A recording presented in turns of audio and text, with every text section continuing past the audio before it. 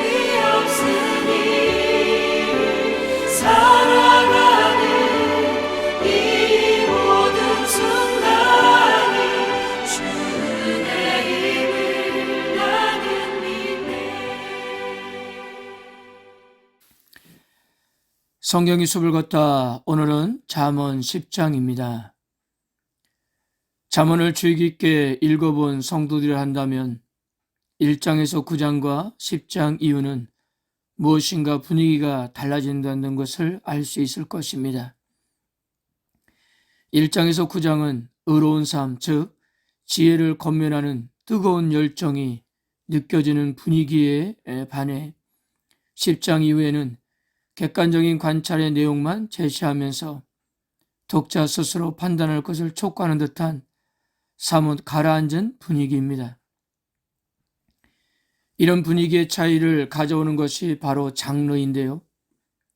1장에서 9장의 장르는 훈계라 하고 10장 이후에 쓰인 장르는 금언, 즉 삶의 본보기가 될 만한 귀중한 내용을 담고 있는 격언이나 명언을 말합니다. 훈계는 무엇을 하라거나 말라는 식으로 명령하거나 권고하는 것을 말하는데요.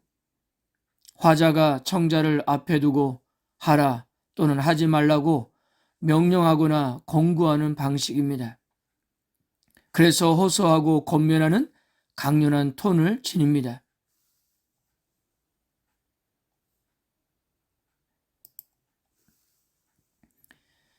반면 삶의 본보기가 될 만한 귀중한 내용을 담고 있는 금언은 경험과 관찰의 내용을 간략하게 진술하는 것을 말합니다.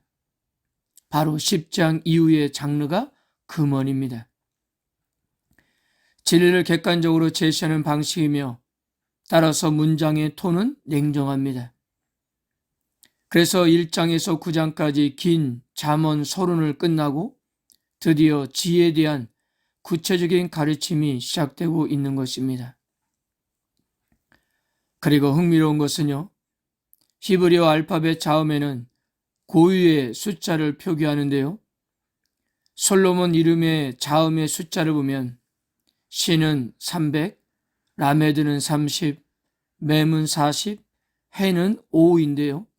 더하면 총 375라는 숫자가 나옵니다.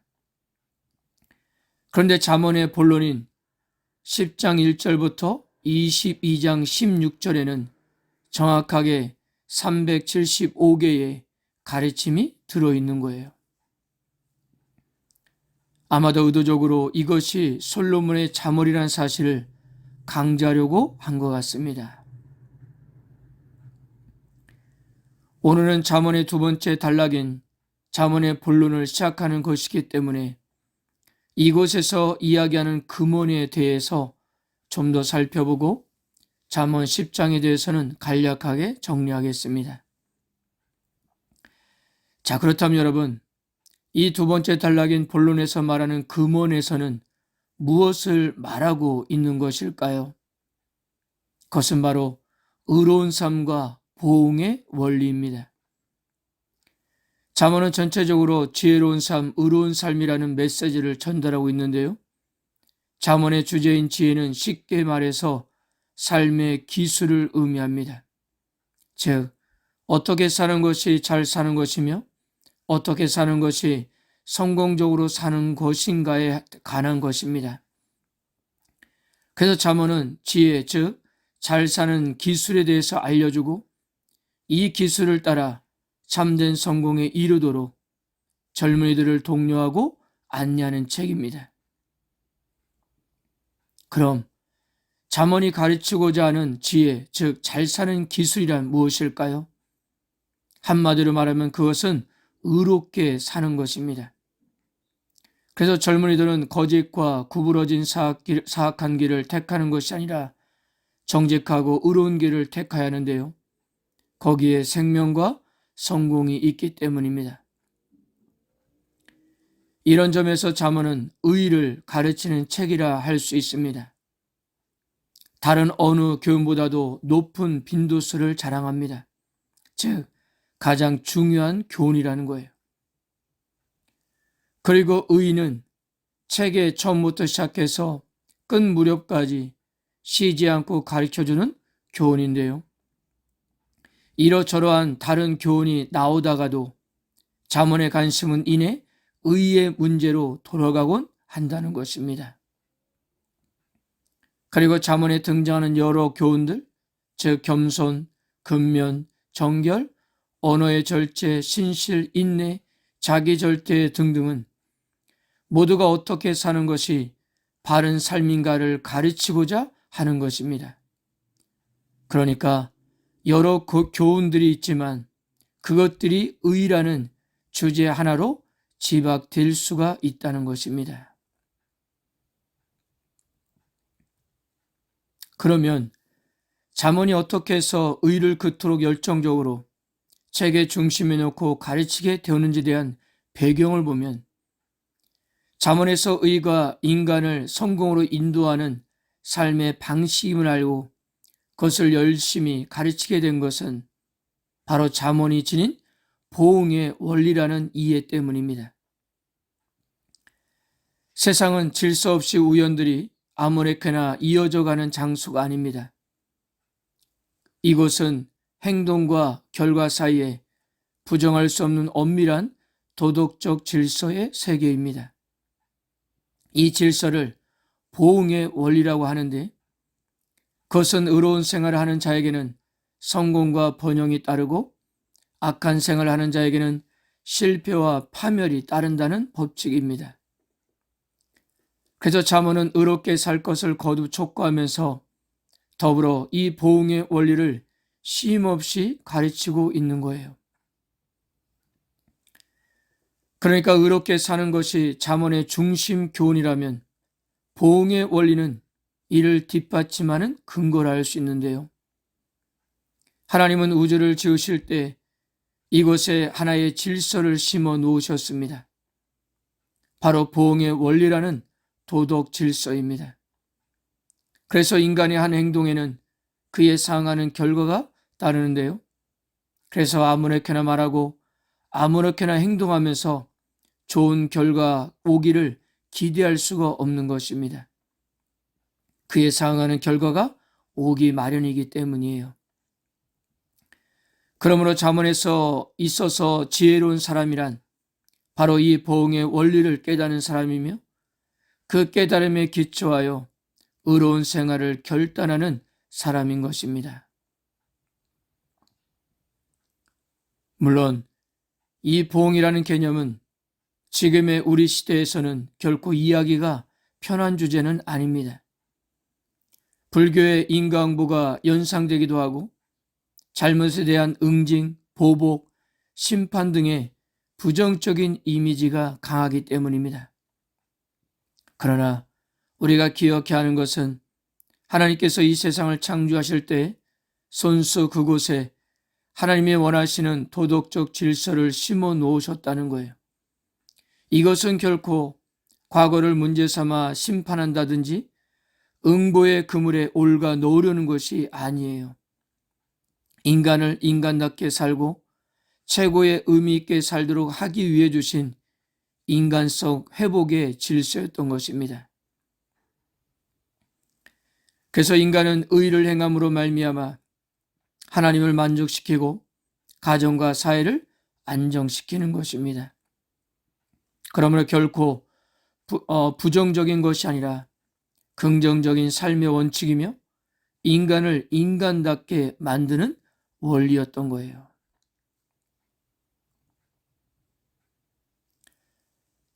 자, 오늘 잠언 10장을 기점으로 교훈하고자 하는 것은 바로 의인의 삶과 악인의 삶, 즉 의로운 삶과 그릇된 삶에 따르는 보응에 대한 내용입니다. 하나님의 뜻을 따라 의롭게 사는 사람에게는 하나님은 생명과 복을 약속하셨는데요. 그렇다면 의인들에게 나타나는 특징이 무엇일까요? 먼저 부지런함입니다. 부지런함은 자기가 맡은 일을 뒤로 미루지 않고 씨를 뿌려야 할 때는 씨를 뿌리고 추수해야 할 시기에는 최선을 다합니다. 이렇게 부지런한 사람들은 풍요를 얻을 뿐만 아니라 하나님이 그것을 인정해 주시고 기뻐하십니다. 의인들의 특징 중 하나는 또 자기 입술을 잘 지킨다는 거예요. 사람은 누구나 마음에 가득한 것을 입으로 표현하게 되는데요. 의인들은 그들의 생각과 마음이 선하게 가져 이웃에게도 유익한 말을 할 수 있습니다. 근데 잠언 기자는 하나님의 뜻과 전혀 상관없이 살아가는 악한 자들이 있다고 하는데요. 그렇다면 악인들의 특징이 무엇일까요? 그것은 무엇보다도 게으름입니다. 게으름은 자기에게 맡겨진 일을 충실하지 않고 편하고 쉬운 길을 선택하는 태도를 말합니다. 쉽고 편한 것만 따라가는 게으름은 육체적 영역뿐만 아니라 영적 영역과 정신적 영역에도 나타나는데요. 미국의 유명한 정신과 의사인 스카펫 박사는 말하기를 인간이 가진 가장 큰 악을 게으름이라고 지적했습니다. 그런 인간이 성숙하려면 길고도 험난한 과정이 필요하며 그 과정에서 부지런히 자기를 성찰하고 인생의 목적을 탐구하는 태도가 반드시 요구된다고 말하는데요. 그런데 게으른 자들은 생각하기를 싫어하고 모든 탐구를 무시하므로 어리석고 미숙한 상태를 벗어나지 못한다는 것입니다. 이런 악인들의 최후를 잠언 기자는 멸망이라고 말했습니다.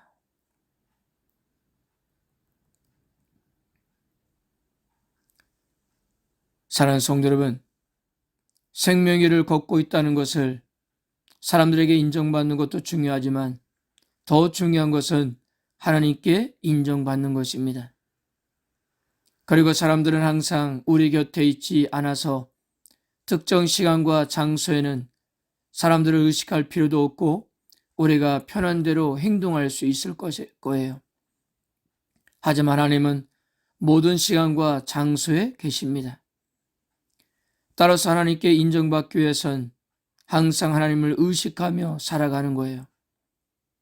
그렇게 사는 자는 언제 어디서나 하나님이 싫어하시는 행악을 기뻐하지 않고 하나님이 원하시는 것을 소망합니다. 게으름 때문에 다른 사람에게 피해를 주지 않고 늘 적절한 말로 다른 사람에게 유익을 주려는 것도 다 하나님이 그것을 원하시기 때문입니다. 이처럼 하나님을 항상 의식하며 살아가는 것은 사람들을 의식하며 살아가는 것과는 비교할 수 없을 정도로 피곤하게 느껴질 거예요. 하지만 그렇게 살아가는 것이 생명일로 가는 삶인 것입니다. 그 길은 매우 좁기 때문에 찾는 사람이 적습니다. 그러나 끝까지 하나님의 길에서 벗어나지 말고 일평생 하나님을 경외하며 하나님이 주시는 복을 누리시기를 바랍니다. 성도 여러분, 생명길로 가는 길로 마음을 먹는 것은 누구나 할 수 있습니다. 하지만 그 길을 끝까지 걸어가는 것은 하나님을 의지하는 사람만 할 수 있는 거예요. 항상 말을 조심하고 하나님께 인정받고자 늘 애쓰는 자가 바로 그 길을 실제로 걷는 사람입니다. 그러므로 우리가 생명의 길을 가기 위해서 말씀의 책망을 달게 받고 그 가르침에 힘써 지켜야 하겠습니다. 그로 인해 여러분들의 삶이 여호와께서 인정하시는 삶이 되시기를 바랍니다. 아멘.